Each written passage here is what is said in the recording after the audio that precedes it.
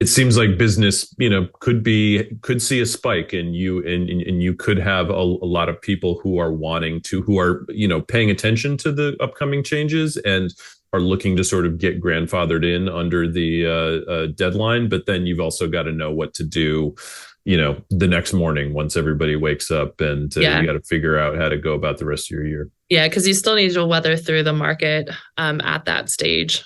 We've got some examples here, and these are all Energy Circle clients in California, right? And this is sort of some of the messaging that they were using leading up to the transition to 3.0. Can you speak any more about this? Yeah, so we did a lot of kind of blogs, videos. We ran Facebook ad campaigns. A lot of it was either educational, but very clear about deadlines. And again, it was just trying to make sure there was like clear information about what these changes are, what the values are, and getting out there in advance of the deadlines, but also making sure any messaging wasn't going to be negatively impacting solar post the deadline either.